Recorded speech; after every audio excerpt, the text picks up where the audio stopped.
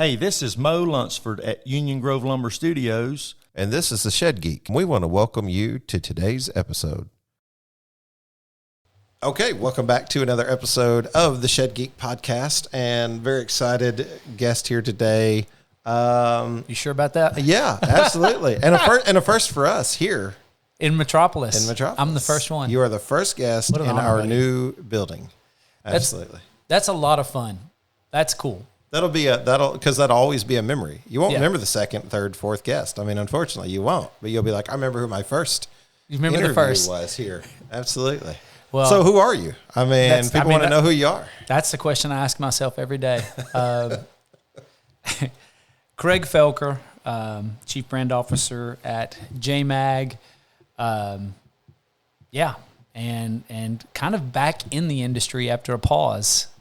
So, but we've known each other for a while. Yep. I'm sure we will get into that story, how we both kind of sort of came into the industry roughly the same time. Yep. And kind of watching this, I mean, I'm honored to be here because as Shed Geek really has become this, I mean, you've really just elevated and taken this to another level. To watch it kind of grow has been a lot of fun. I from a distance, I guess. I will say the things that need to be said, but they're also true. You know, the Lord's been good. The Lord's been good, and I think, that's been part of our. I don't know what you would say. Our identity is to always try to honor God in everything that we do, and it's easy to forget those things sometimes. Yep. Because we get a little bit, like I'm somebody, I'm something, and the reality is, I this is my favorite joke. I'm like, if you tell somebody outside of the shed industry, I'm the Shed Geek, they're like, I don't care. What? What is that? There's an industry? Yeah, I like to say, tell them you're the Shed Geek, and between that and a nickel, you can probably get a bus ride. That's, they don't care. You're a Shed-lebrity though, buddy. No, listen. My goal is to interview Shed-lebrities like you and Sam Byler and guys that just, the Phil Fallses and stuff. You know what I mean? Like people that I always looked up to and things like that in the industry and learned from. And somehow subsequently became like this notorious voice, it seems like, for the industry. And I'm like, oops. Like what do I do with this now? Yeah. Like what do I do with this? Because I want to make sure to honor God and other people in that. I just said this to you, and I meant this. I think the reason that you guys you've been very successful is different. The Shed Geek brand is different, but also, and I think you were early and first. But I think the other thing is you're just really good at conversation. You're a great conversationalist, and I appreciate that. I think great leaders ask great questions, and they listen well. And we're talking about communication, and I'm honored to be here. To know my story. I mean, I was in the industry on the manufacturing side for 4 years, and then took a break. Was director of client experience over a team of about 40 at Paducah Bank.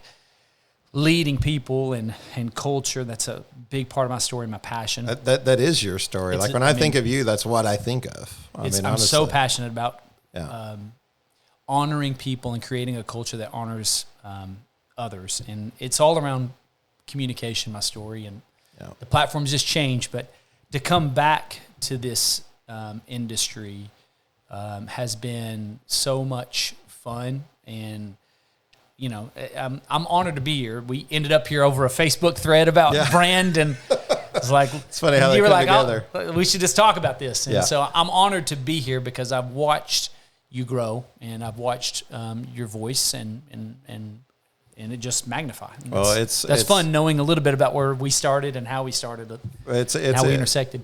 It's an honor. It's an honor for me. Likewise, I heard Pastor say one time, you don't just minister to people whenever you preach, you get ministered to yourself, and you'd be amazed at what, being able to sit down and interview people, how it's expanded my personal growth. Yeah. You know what I mean? Like my knowledge, my opportunities, just being inquisitive, and I know it seems like, oh, you're a podcaster, so you're a talker.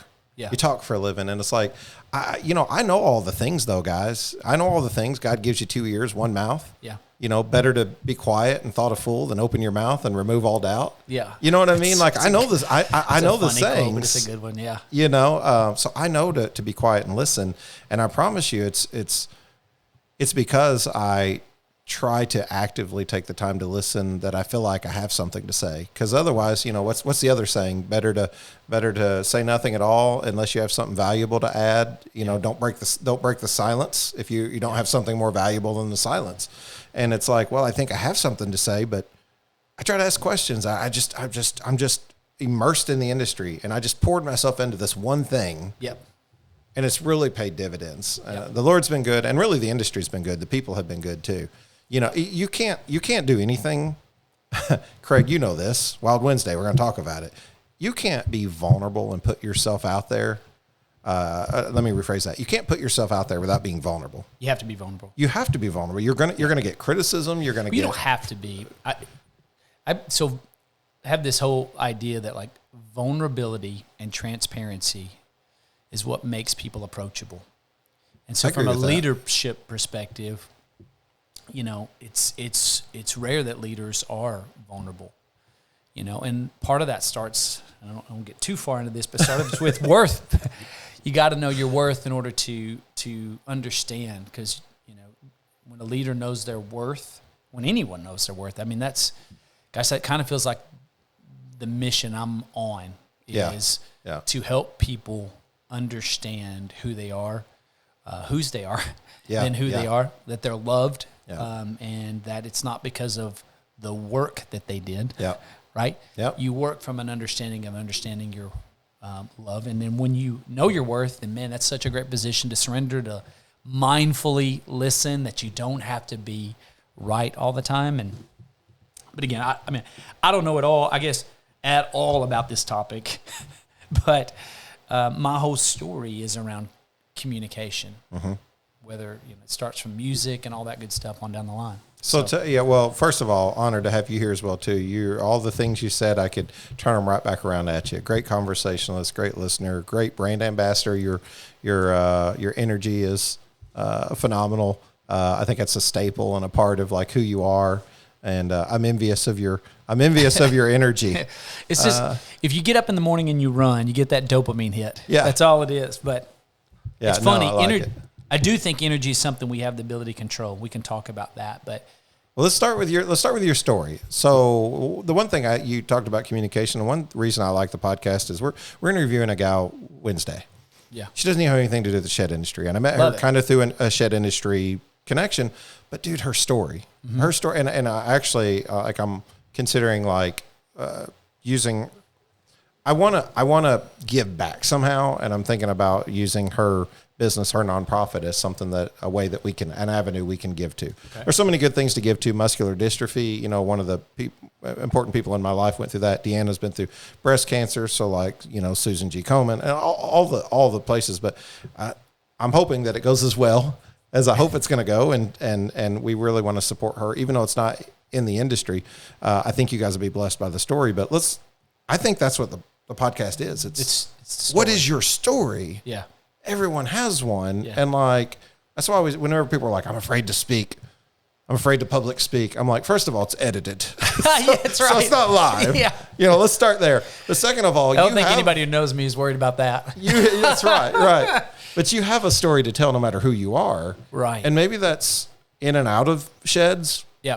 But, I think you were one of the first people to talk about this. We were in Hopkinsville at the Shed Show. I don't know if you remember this. Went out to eat with me, you, Kyle, and Trenton, I think maybe. Okay. Went out to eat. And I remember that. And I remember you talking about not separating your ministry. Yeah, and I was in that moment of my life at that time where I'm like, work, sheds, Jesus. Where you put them, this one in a box, that one in a box. No, you throw them all in the box together and you just do life. One person. Work-life balance. It's like there's not a believer / a work. It's not business / personal. It's all one. And I'm a huge believer in that. But yeah, that shed show is funny. That's the shed show that I won a shotgun at. and if you know me, you know that, this guy knows his way around. He's a hunter. Yeah, right. I stick out like a sore thumb, but winning a rifle. I sold that rifle to a hauler, but I didn't think it was even legal to give at the time. Like, I remember you asking questions, and can you even do this? Can you give a gun away? We were going out in the parking lot after you won this. They called your name, and you were like, "I don't know. Can I touch the gun? What can I do with it?" You were just like, "I don't even know what to do." And I was like, "Craig, it's Kentucky. They give you a gun when you're born. Yeah, it's okay. It's fine." I just remember laughing about that because you were just like, "Oh my God, I want a gun." Oh my gosh. I brought that gun home and my wife was like, "What are you going to do with that?"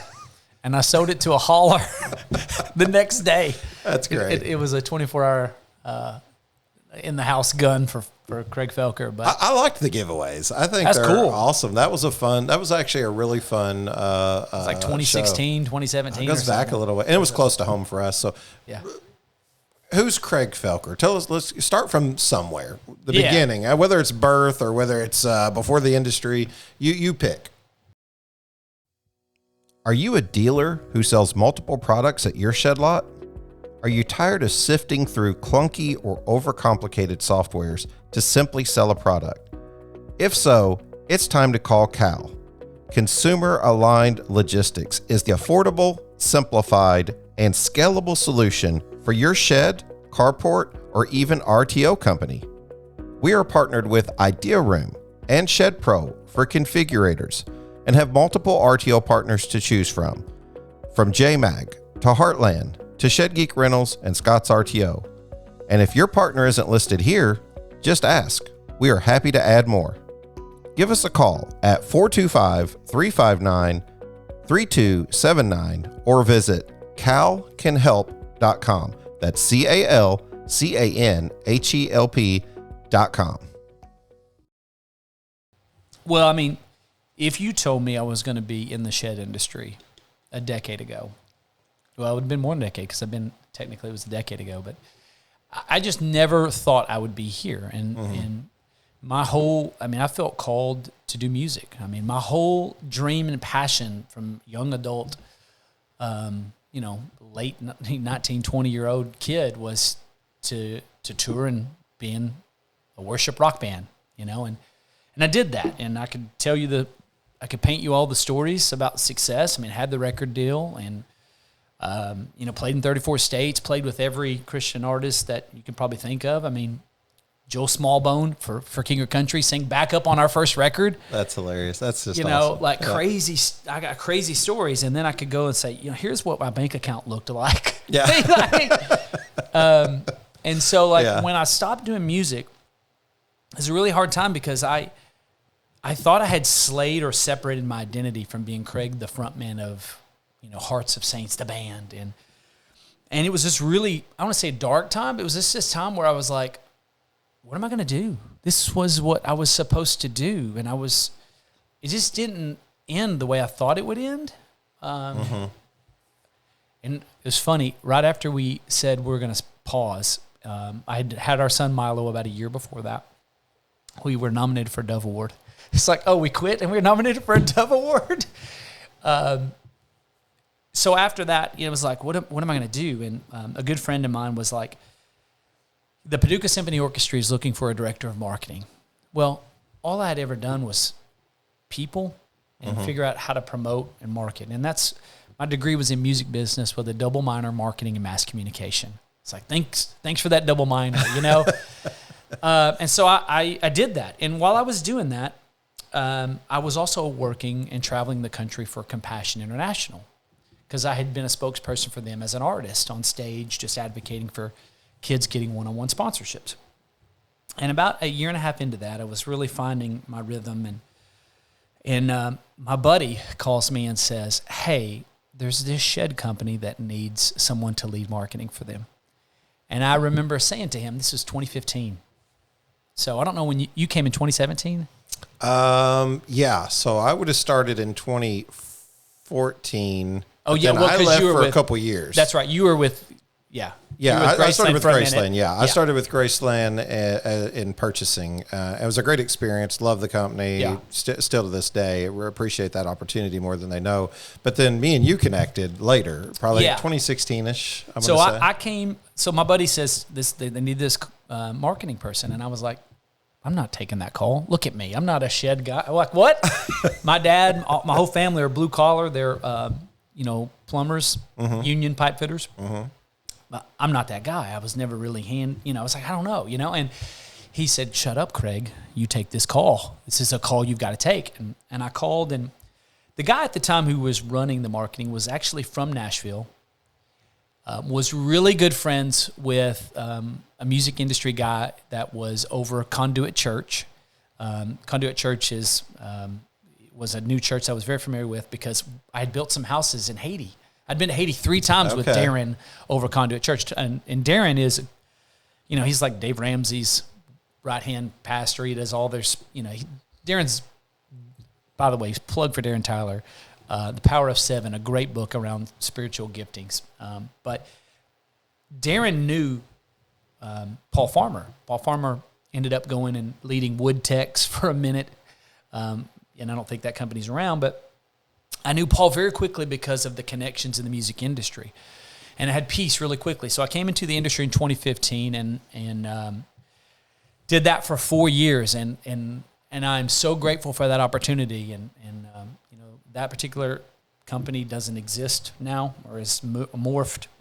But I learned so much in that working for that company about branding, about marketing, and how to stand out. And it was the place where I learned that I belonged, or felt like it gave me the opportunity to be at the table from an executive leadership perspective. And a lot of growth. A lot of growth. I mean, you and I met. Yeah. I mean, obviously Kyle and I knew Kyle before that, but so many people. Tiffany Strong came through there. The Secure guys. Secure. Yeah, I mean, the Gaither boys. Absolutely, yeah. A lot of connectivity. You look back at that, who kind of came from the industry. Christy was there, who now runs Frontier, Justin Arnold. So many people in the industry came through at the time, EZ. And then I left in 2019. I really wanted to grow in the leadership. I really was like, I need somewhere where I can grow in leadership. And I went to Paducah Bank. And connected to the industry. And which is hilarious. I did not understand that connection then. Yeah. But I went to where I was the director of client experience, and I did that for 4 years, and that taught me how to lead large groups of people. That gave me the opportunity to lead a large team. And if you'd have told me I was in the shed industry, if you'd told me I'd be a banker, even worse, I never would have thought I'd been a banker. Right. But man, it's all been this story around people and communicating, which is really around how to listen well. That was the piece. And I got the call a year and a half ago to come, and I'd been doing some keynote speaking on this topic of wild leadership, because I'm really passionate about culture and leading with culture. I think that's the brand. Starts internally, and then goes externally. But I got the call to come speak about wild leadership at the MBSRA, which is now the NSRA, the National Shed Rental Association, which we helped. I have had the privilege to kind of working on the rebrand still on that. But I came and spoke, and after that it was like homecoming. There were a lot of friends in the room, and it just was like, oh, I love this place where I can speak freely around. You don't have to worry about the story. You don't have to worry about talking about faith. You don't have to. And I just love. It's actually encouraged. It's so encouraged. I mean, it's like people. You say, not that you avoid it, but like I've learned how to talk about it without necessarily talking about it. Yeah, most corporate structures are going to be like, some of our people may be offended, and some of this. That was one of the things that we talked about in the podcast early on. I was like, be offended. Yeah. Like no one's ever said that maybe to some people. Yeah. It's like, but we got to be careful because they'll be offended. And it's like, be offended. I mean, what am I supposed to do about that? You know what I mean? Like, as though I'm supposed to have this magic fix for like, if I pray on the podcast, and they're like, well, we can't sponsor you because you pray on the podcast. And I'm like, don't sponsor it. Yeah.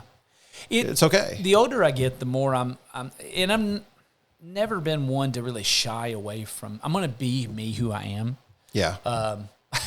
I'm going to be the wild energy guy. You'd never be good at being anybody else. Gosh, Craig, I'd be so bad. I'd be so bad, and there doesn't need to be any more of me. So that's too much. It's just be you, because it's the best. It's the best you'll ever be. I believe that about everybody. Yeah, just be. Well, everybody is one of one. And so that's how you stand out. And I really get into that with branding. Like when you are yourself, there's nobody else like you, you know? And so I just, that speaking opportunity got me reconnected with a lot of things. And that's why I joined JMAG. I just loved the idea and the culture that was happening there. Obviously I knew Kyle and I finally just, again, shut up and listened. And I came back last year, and I love the industry because of the people. Mm-hmm.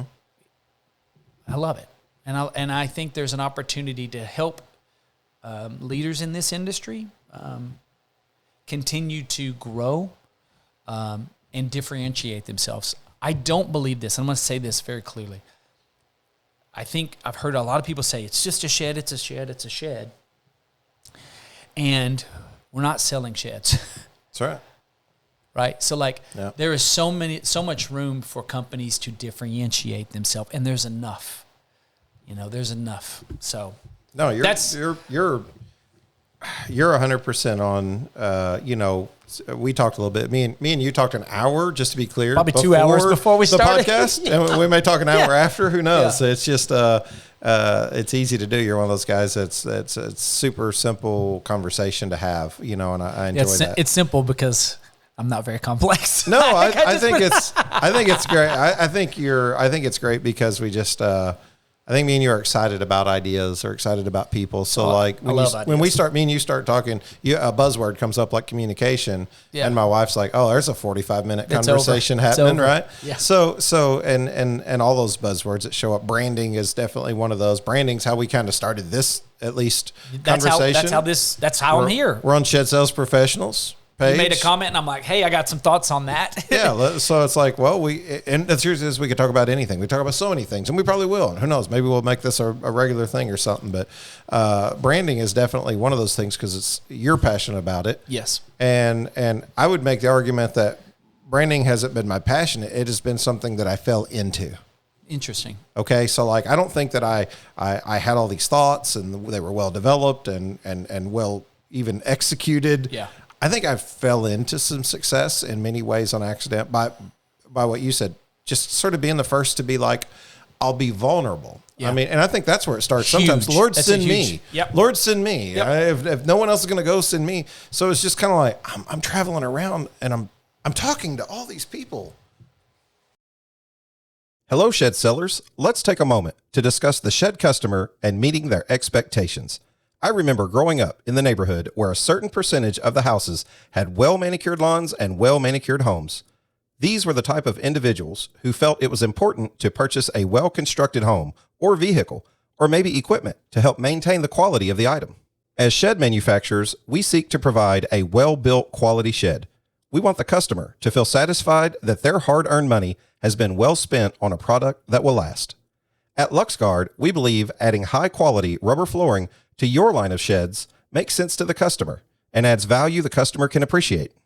With each year, sheds are becoming more complex. The customizations we are seeing are virtually endless. LuxGuard not only gives a complimentary aesthetic appearance for their shed, but also protects the floor from spills and keeps cleanup simple. Offer your customer the customer service they seek with LuxGuard. At LuxGuard, we are committed to delivering exceptional customer service and innovative products to help our customers achieve their goals. We strive to meet the evolving needs of the customers. To speak with one of our ready-to-serve customer product specialists, simply call 336-468-4311. To see our product and view an installation video, just visit our website at luxguard.com. LuxGuard, the floor that lasts a lifetime. And they've got really good stuff. Yeah.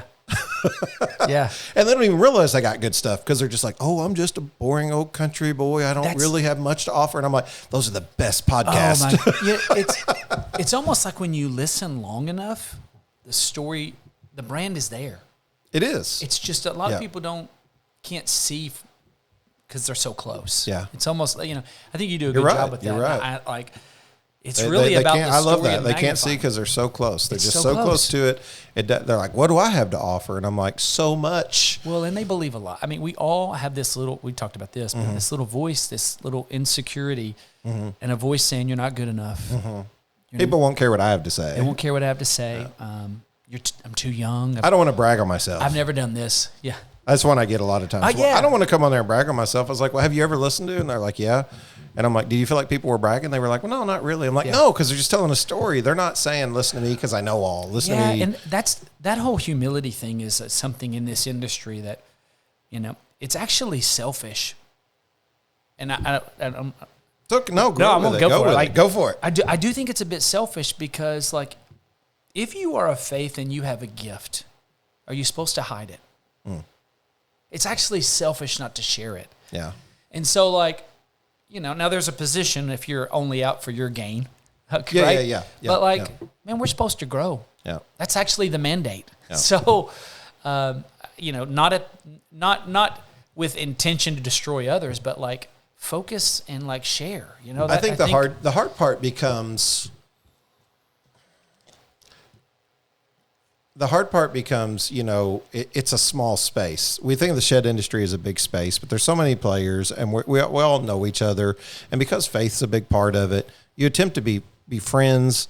And then the hard part is, like, where does that come in when you compete? Yeah. And I think this is something I shared in that same post. Is like, if you compete with me, come on the podcast. Yeah. Like if you compete with me, advertise on the podcast. And they're like, well, what do you do if somebody else gets that business? And I'm like, oh, come on, man. Yeah. I can't win them all. Yeah. If I tried, I'm not supposed to win them all anyway. Like, there's going to be certain people that are going to just want to work with Craig and his team because of who they are. Yeah. And that's okay. Yeah. That's perfectly fine. okay. You know what I mean? There's going to be some people that you're going to win, and there's going to be some business you're not going to win. But I think you're really leading by example whenever you say, like the NSRA. Yeah. We can come together. Yeah. We can come together in a conversation. Well, here's what I love. This industry is very much pro-industry. We all want the industry to do well, right? Yeah. And so there is that camaraderie. There's that faith. There's that. One area, though, that I think could be improved on. If we would just focus on where we're going, like, just have the vision of where you're going.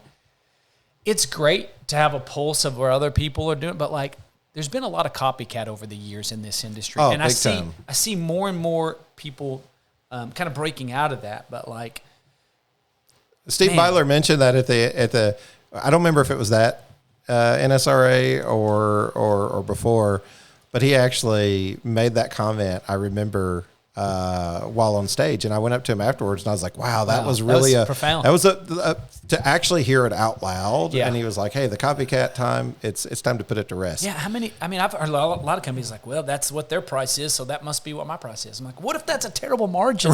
Like, a terrible way to run a business. Yeah. Like, honestly, I think that's been one of my advantages early on in the industry, and because I didn't come from sheds, and I just wasn't trying to be like everybody else. So, like, the silly hip hop, the flawless video. Yep. That's silly, but, like, there was nothing like that. And so, like, it did cut through the noise. Yeah. Now, whether it's your cup of tea, whether you liked it, whatever. I mean, we broke some sales records 4 weeks in a row. That certainly helped. There you go. Proofs in the. And it wasn't. Yeah. I think it was just people are excited, right? People get bought in and engaged, and so, sometimes, like, just being different alone is enough. But again, like, different for the sake of different. No, I don't think that's always great. But how does it line up with your brand? How can you just, when you are yourself, you're different. Yeah. So I am kind of that wild energy guy. And some people think, I have to battle that. I've had a lot of people tell me, you have this energy about you, and I thought it was fake. I thought you were fake. And it's just who you are. And it's like, well, just give me, like, a couple years, and then you'll just maybe be annoyed. Yeah. But this is, I'm not really, like, and I do love people. I do love people, and I want to honor people wherever they are. And that's probably a little bit of the people pleaser in me. It's hard. Well, some of that's hard to get away from. One thing you talked about was, like, branding and copycat and doing things because they've always been that. And I've told this on here before, and you've probably heard this. I don't know if you've listened, but one of my favorite stories from the pastor was, like cutting the ham.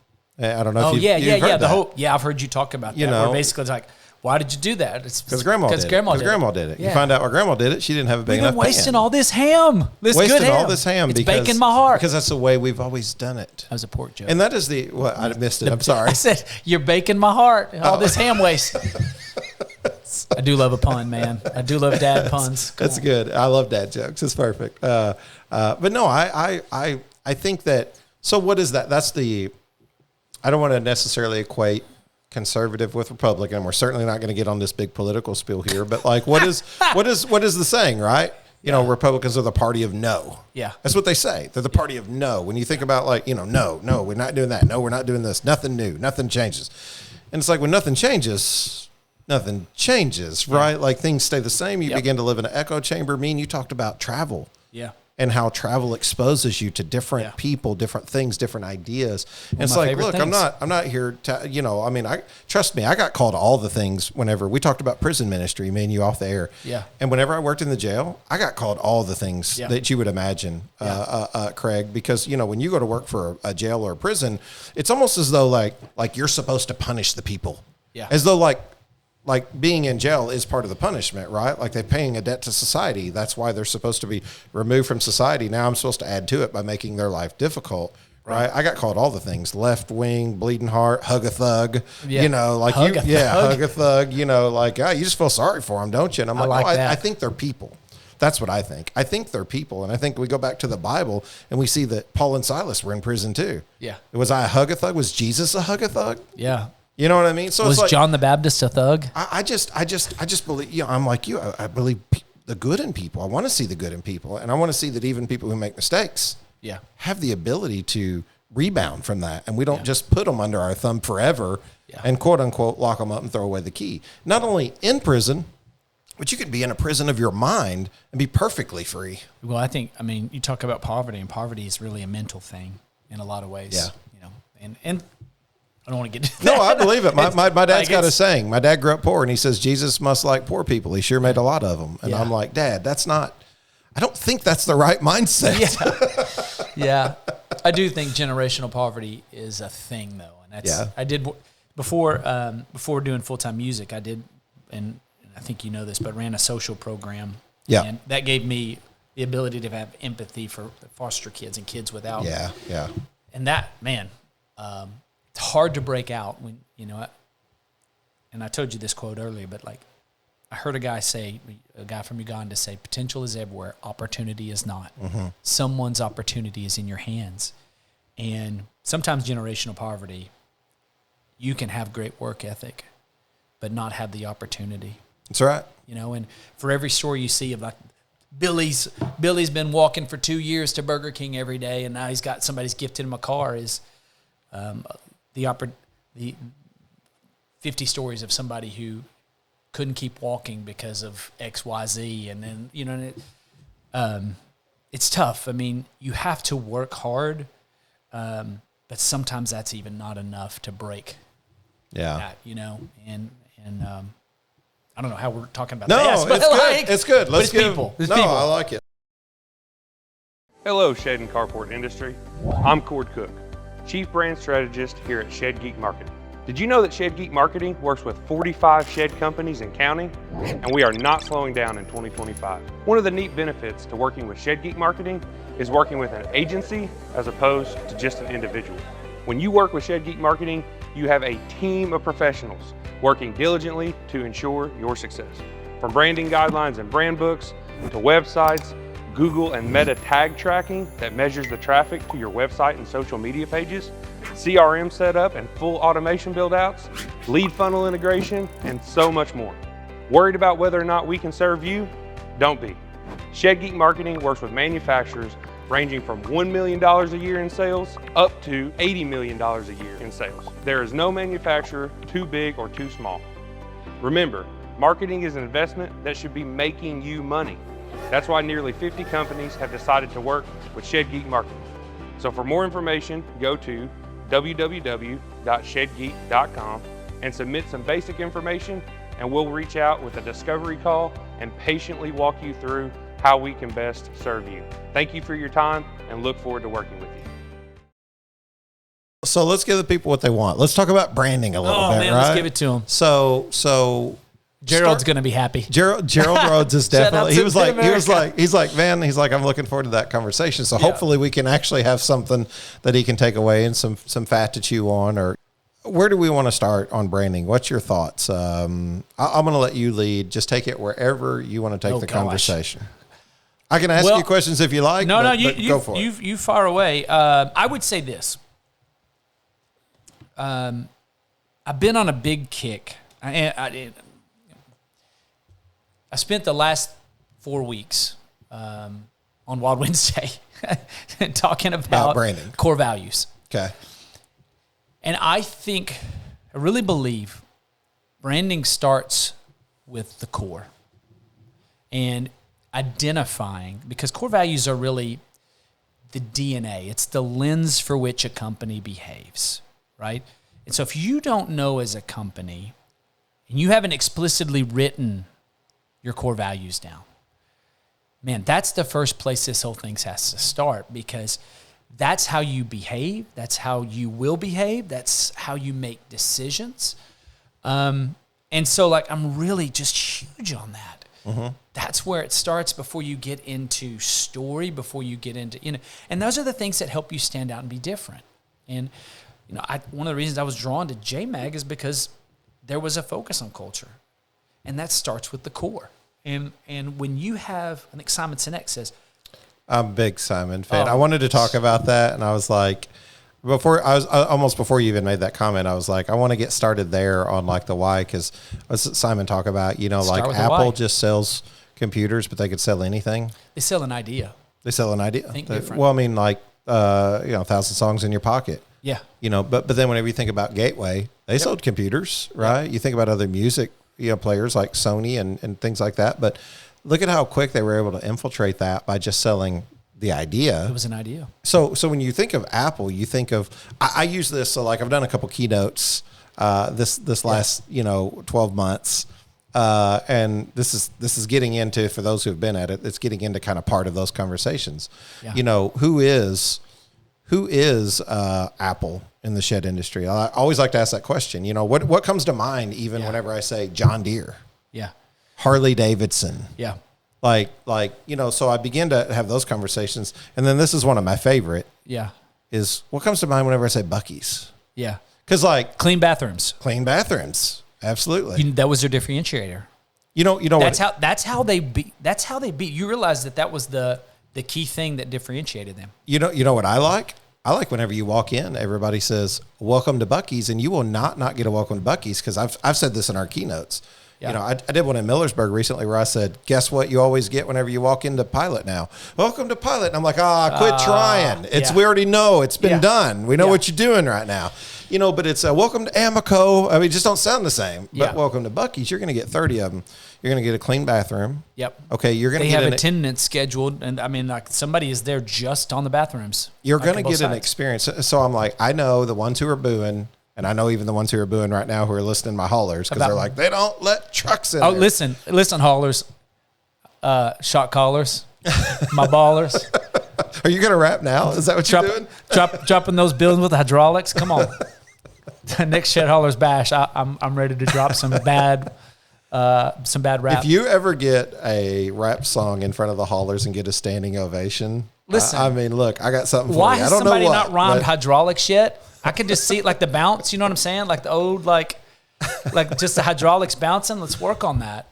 But you know what the problem was? It's like they're not anti-trucker, is what I tell people. They're not anti-trucker, but they are.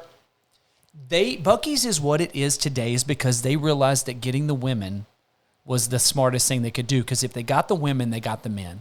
And that's what they did. They said, what's the biggest problem? Bathrooms. That's why I had to explain to people. They're not anti-trucker. They're pro-clean bathrooms. Yeah. And when you go to a truck stop, unfortunately, it's not always the best experience. And that makes families not want to go there. I agree. But I will agree with truckers and haulers. Listen to me. Craig Felker, C-Money. I'm not a huge fan of Bucky's. I'm on record saying it. Okay. I'm not. But I understand and I appreciate what they're doing. I get it. The question really is, what does the brand say? Yeah.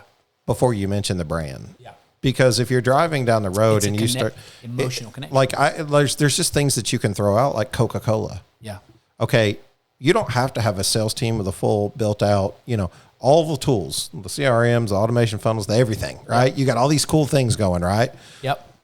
But someone stops at Bucky's before any of that stuff. So I always ask the question, like, who's the Bucky's of the shed industry? Because just the name evokes an emotion. Yeah. And like, we've tried to do that with Shed Geek. Yeah. And like, what has that been? We've tried to build our brand on trust. Yep. Why?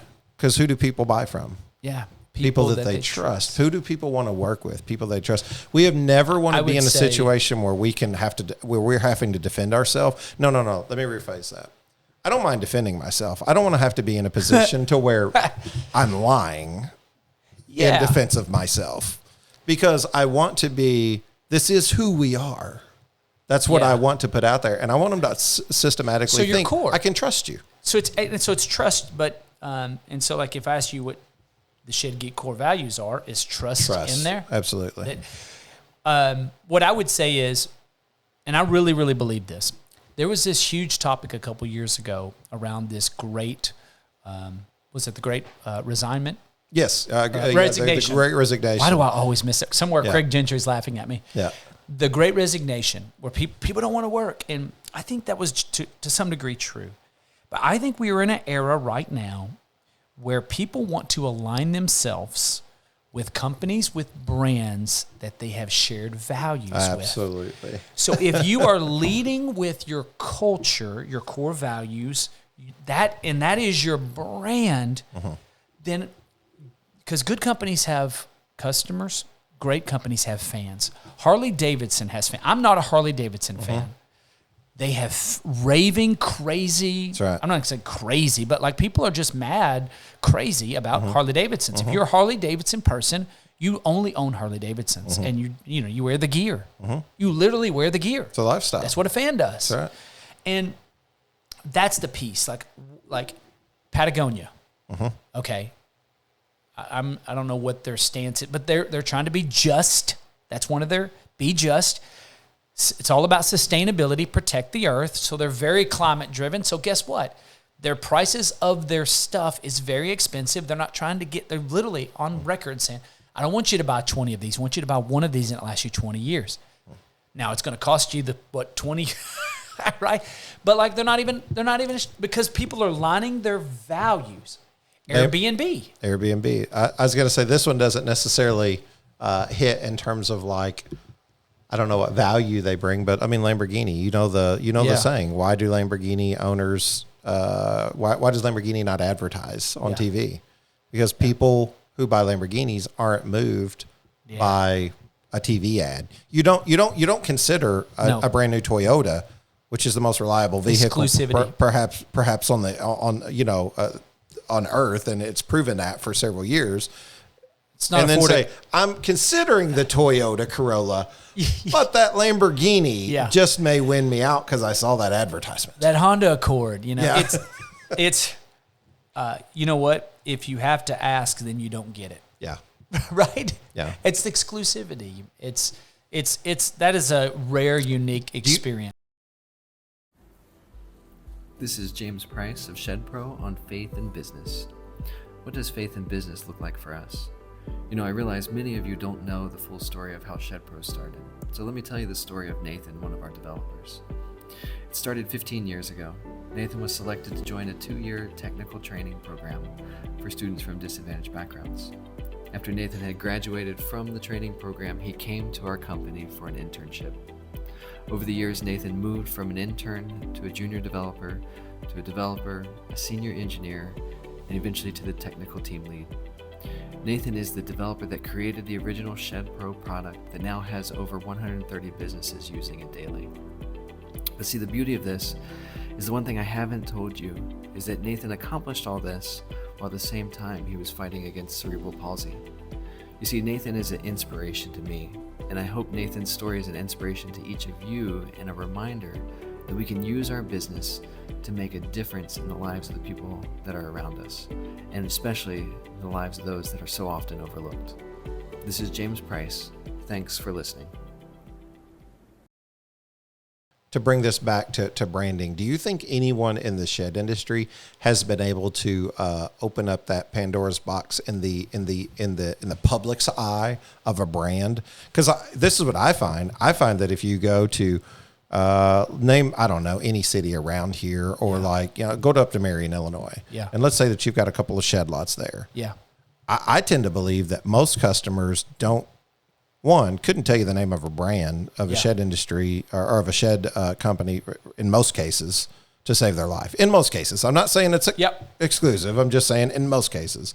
And you do this. I mean, I used to even do this. Me and Jim did this whenever we'd sit down to eat. Go to Applebee's. We'd be like, hey, we was thinking about getting a shed around here. Where would we go to get it? Go? And guess what? 90% of the conversation was around probably Home Depot or Lowe's. Yeah. But yet we're so entrenched in our product knowledge because we're on the inside looking out that we think that people know our shed company and their name. And the question is, does anybody have that Bucky's, that Harley-Davidson yet? Has anybody capitalized on that? Do I think that? Yeah. I would say, when I go back to, what we were trying to do at EZ, 2015 to 2019 when I was there, and we had built, it was before Idea Room, we built our own 3D configurator, and that thing was crushing. It was real images, and it was only based on colored images. We just wanted a real photo where the wife could change the colors, because I believe that if the wife could change the colors and see the look, then the man could get the space he needed. Yeah. Think about the woman, because you get her, then the guy can get his building. I certainly felt like what we were doing was way unique and different and ahead of its time. And I think that's why we had some success, or at least, My question to you, but though. I would say yes. The short answer is more so than ever before do I think brands are starting to stick out more. But I think there is still a lot of work to be done. Yeah, my question's do you think it's penetrated the? We were small too, just for the record. Right. Well, and that's kind of my point. We were small and young, and you almost have to be like a national brand. Yeah. And then it's so hard to do a national brand. And who are the national brands in the shed industry? Because then you start having that conversation, and you start going, well, I mean, does that come down to net worth? Does that come down to dealer network? How many dealers? That used to be the thing. How many dealers? That's changing some. It is changing. Me and you can talk for hours. I know. It's like it used to be. They've got 700 dealers. Well, here's my. This is my question about branding. You're a consignment. Let's say you're a consignment dealer. Yeah. This is one thing that we push on marketing constantly. Yeah. This concept. I mean, for one, the customer acquisition time. Yep. I was told when I got into marketing, I actually called one person who was kind of doing some marketing, and I said, "Is it going to bother you?"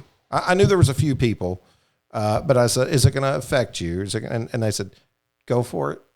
Because people in this industry don't understand marketing, so you're never going to be successful anyway.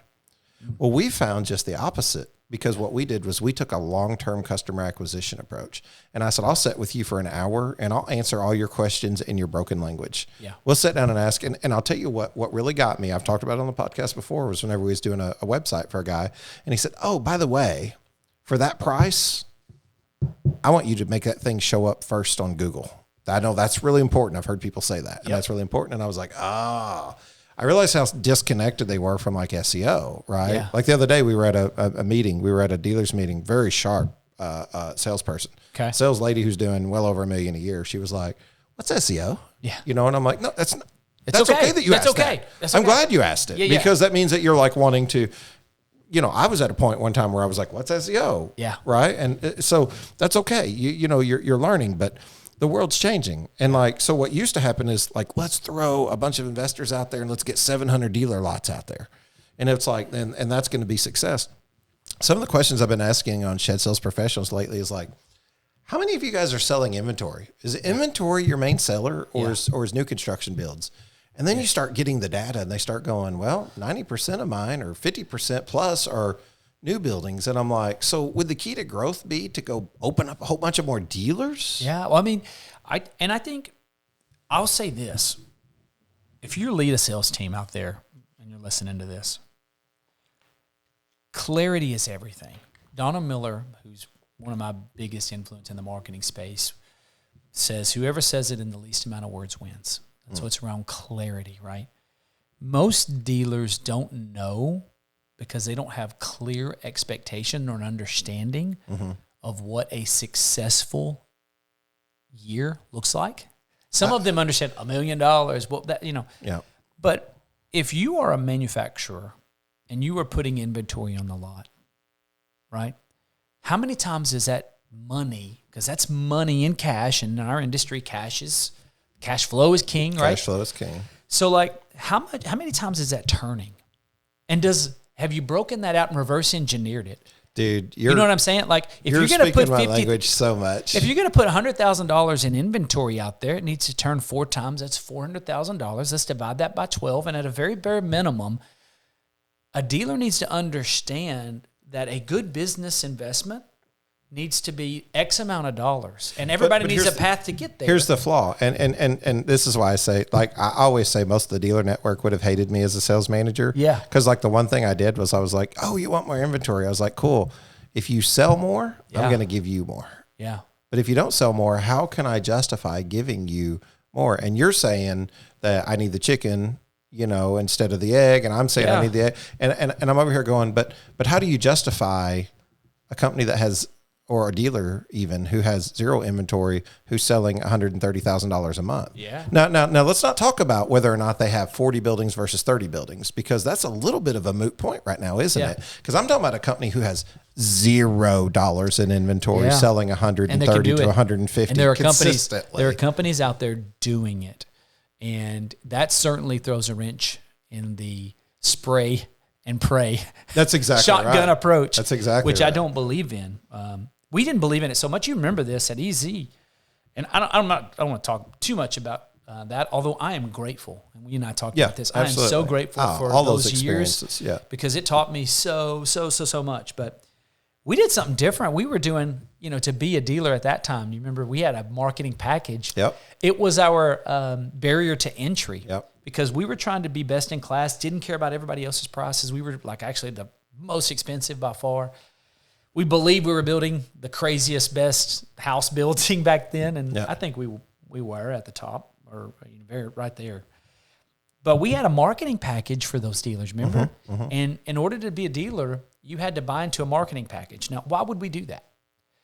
Fear of loss is the greatest marketing tool we have as anybody in branding and marketing. Fear of missing out. It's FOMO, right?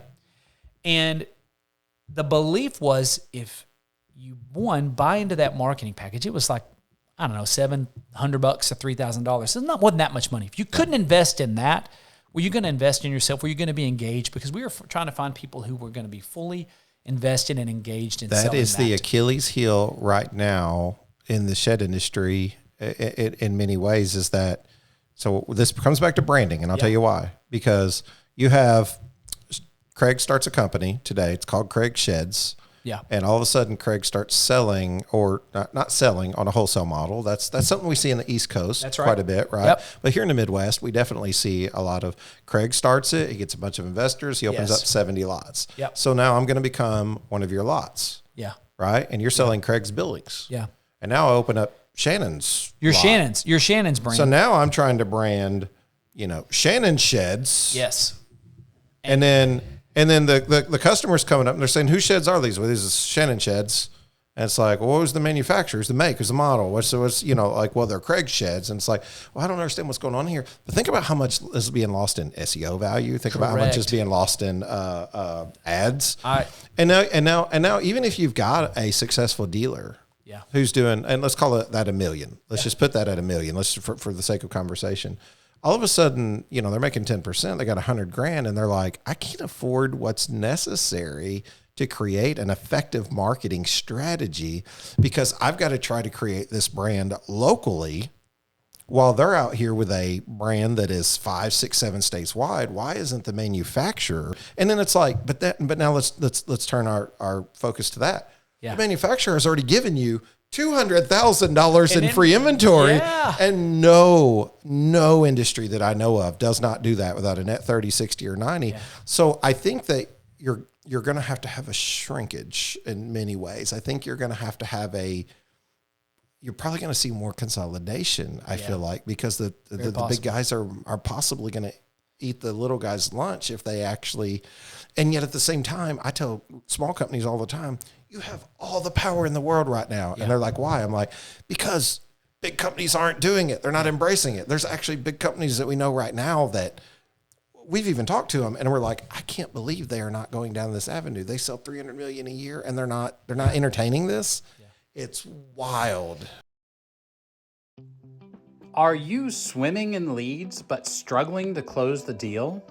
It's time to turn those leads into profits with Making Sales Simple, the ultimate sales training program designed specifically for shed sales professionals.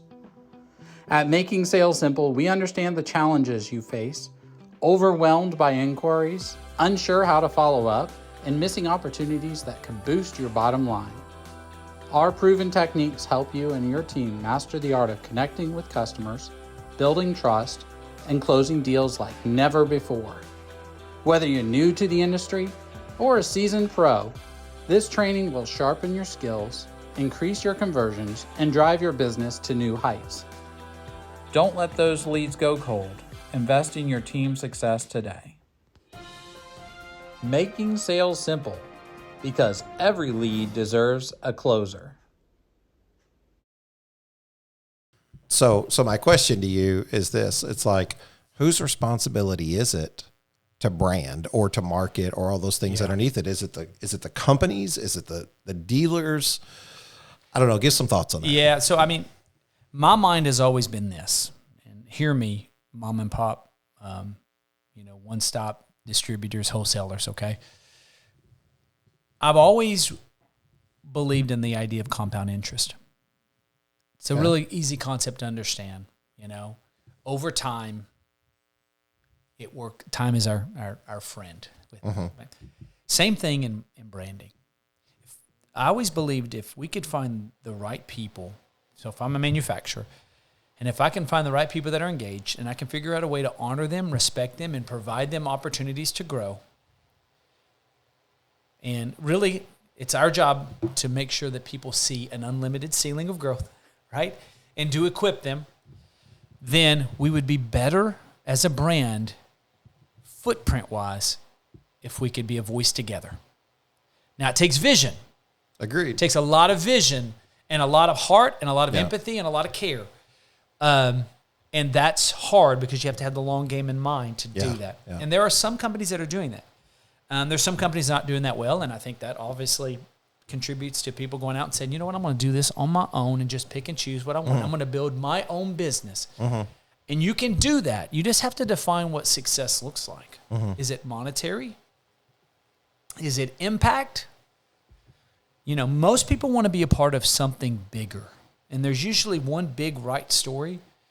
And that's what I'm constantly trying to find. What is the big story? What are we doing? How do we find that big story and not settle with something smaller? Yeah.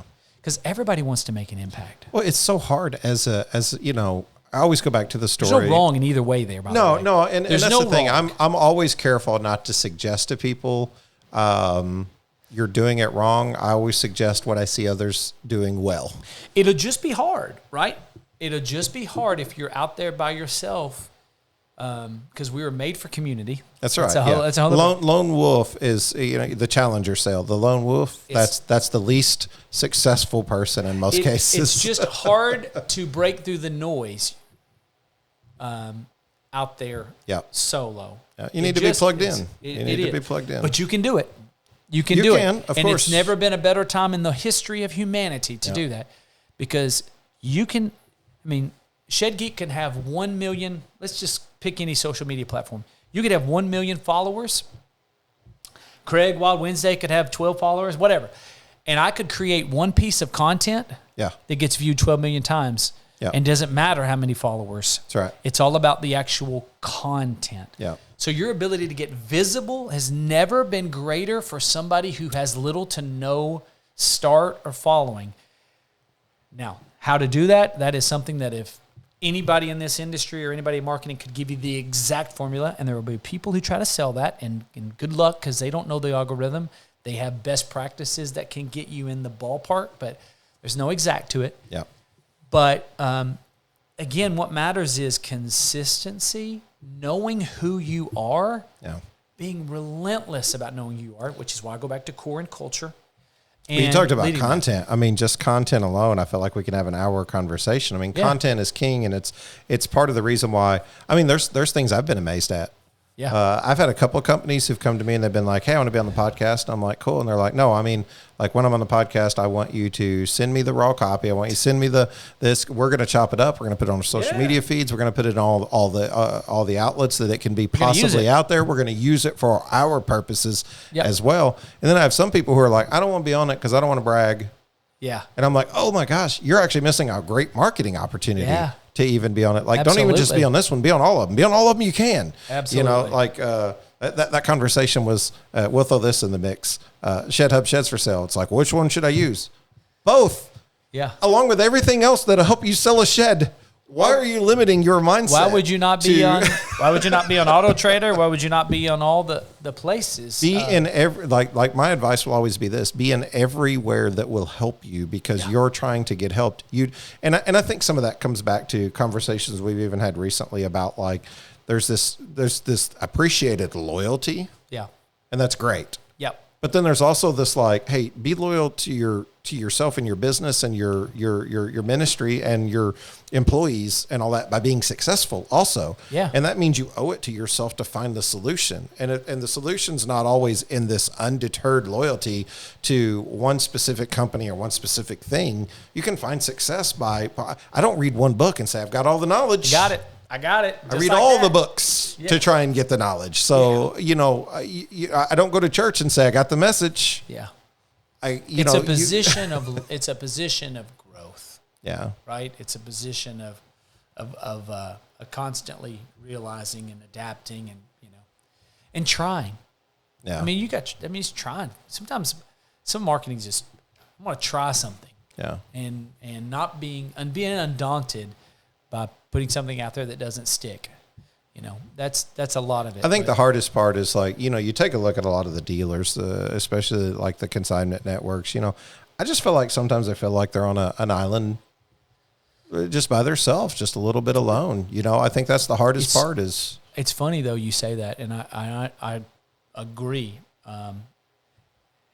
Probably some of the most engaged, like some of the best are as far as like hooked up and like can really know their stuff. Yeah. And so it's not a knock on that. It's just, it comes back to who do you want to be and what do you want to do? And from a brand perspective, from a manufacturing perspective, that's on us. Yeah. That's on the manufacturer to sell a vision. I don't say sell it, but believe it so much that people want to be a part of it. Yeah. I mean, if we don't, you're just going to create potentially the opportunity for people to go out and be. They're gonna people who are hungry. People who are hungry won't wait around. That's right.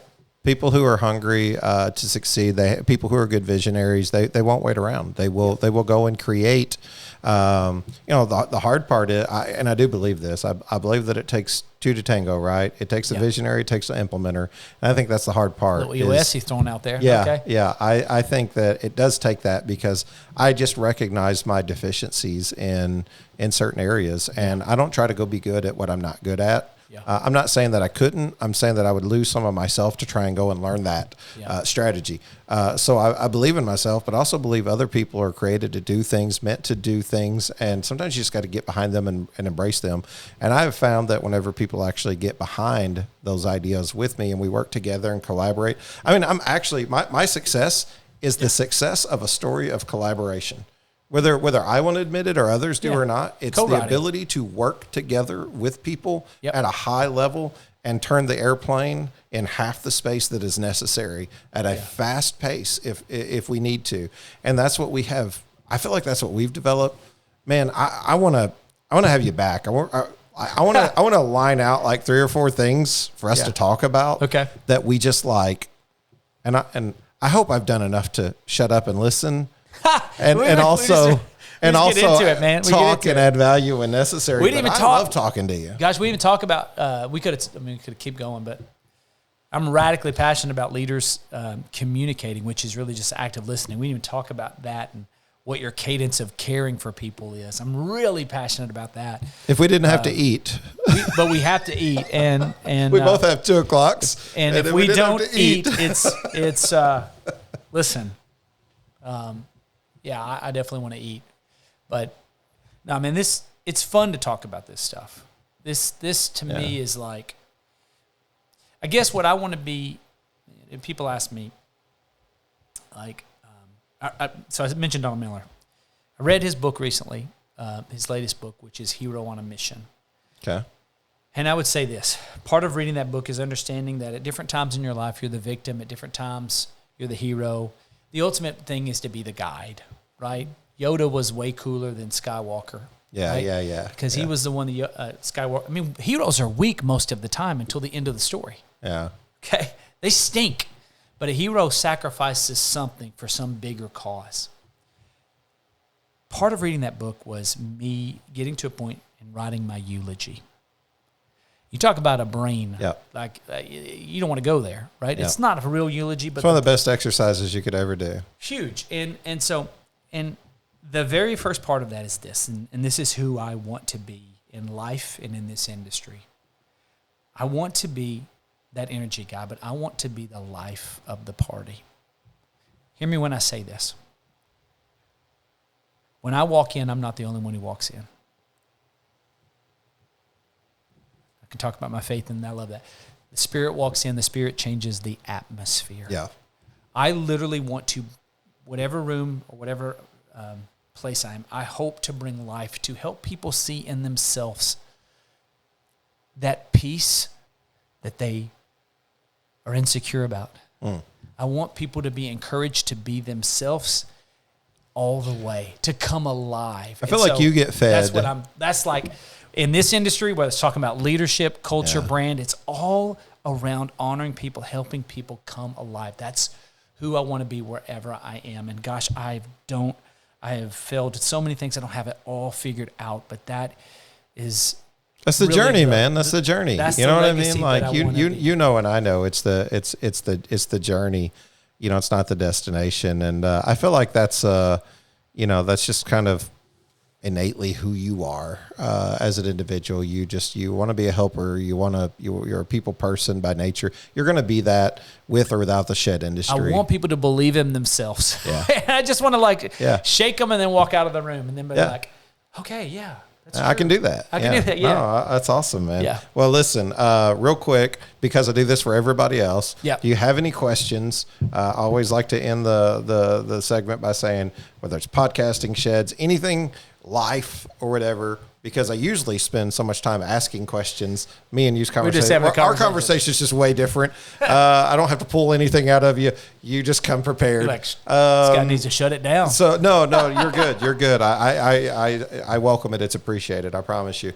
But do you have any questions for me? Just anything, full transparency, whatever you want to ask.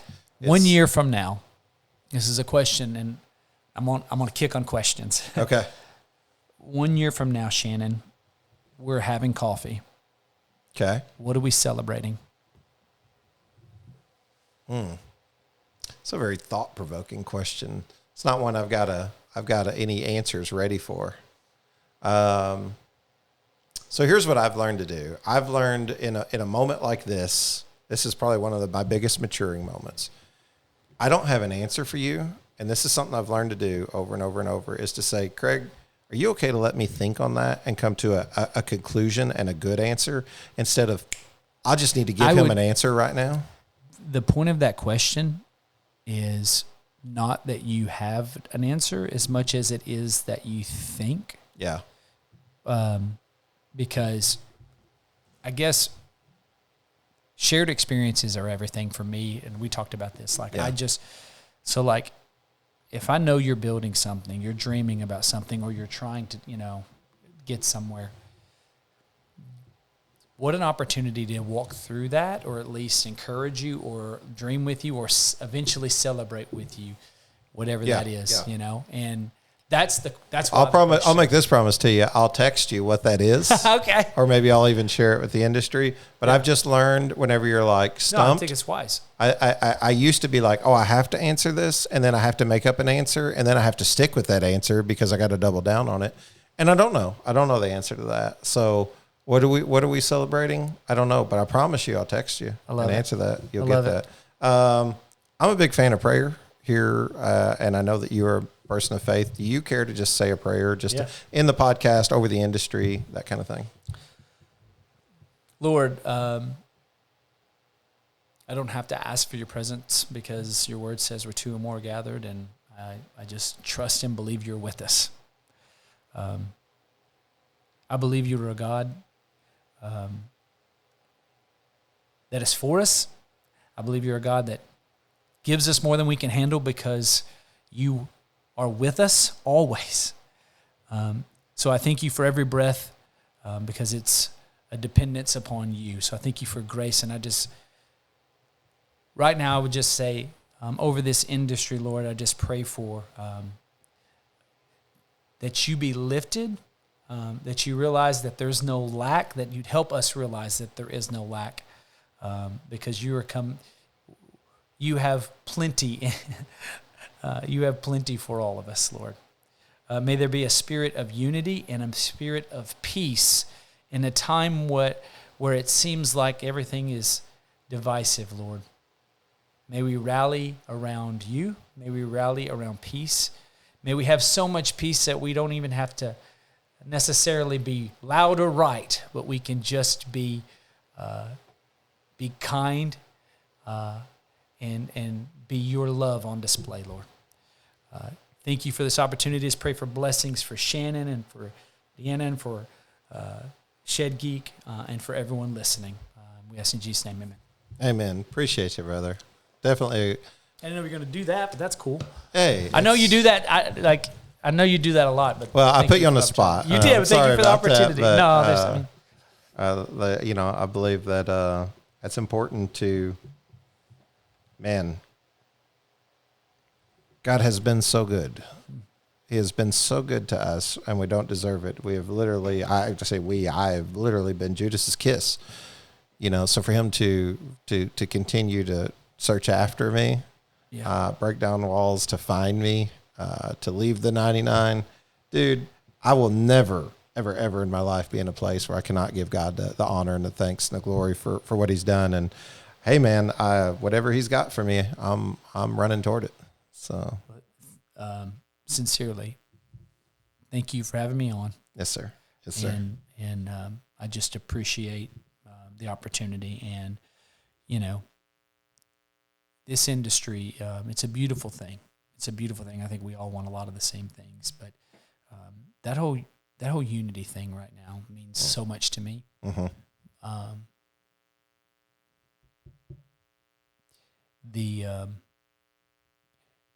The enemy wants to divide us in all the ways. Mm-hmm. I don't mean that politically per se, but it absolutely is in all the ways. And look for the opportunity to be peace.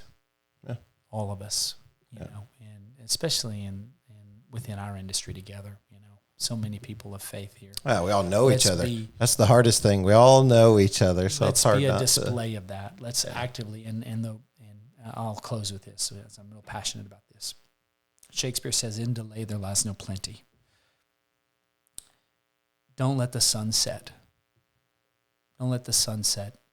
If you are leading people and you have something that needs to be said, out of love, go and meet with them. If you have forgiveness, go. Don't wait.